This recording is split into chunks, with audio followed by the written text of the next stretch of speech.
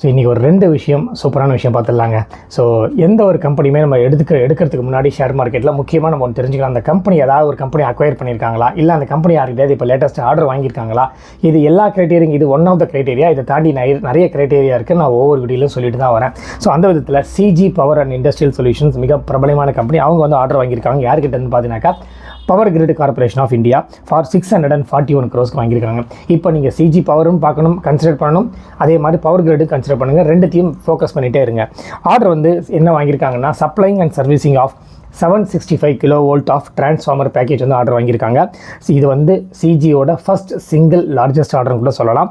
Order எப்போ completion பண்ணி கொடுக்கணும்னா 18 to 36 months வந்து டார்கெட் வந்து வச்சுருக்காங்க.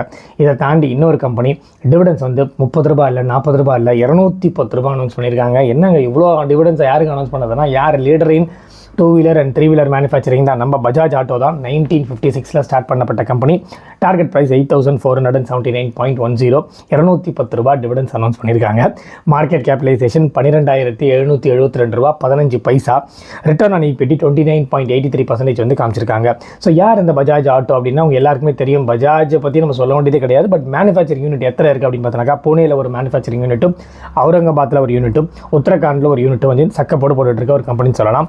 இவங்க யார் ஹோல்டிங் பண்ணிட்டு இருக்காங்க அப்படின்னா உங்களுக்கே தெரியும். ஒரு 2 weeks முன்னாடி நான் ஒரு ஷார்ட்ஸ் போட்டேன்.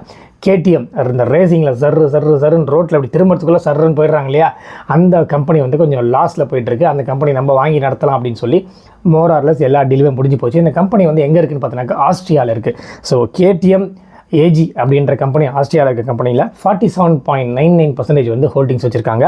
இதை தாண்டி அவங்களோட own subsidiary Bajaj Auto International Holdings NB நெதர்லாண்டில் இருக்குது. அந்த கம்பெனியோட 100% ஹோல்டிங் வந்து வச்சுருக்காங்க. ஸோ இந்த கம்பெனி பற்றி உங்களோட அபிப்பிராயம் என்ன, இந்த கம்பெனி பற்றி வேறு என்ன உங்களுக்கு தெரியும், மறக்காமல் கமெண்ட் செக்ஷனில் கமெண்ட் பண்ணுங்கள்.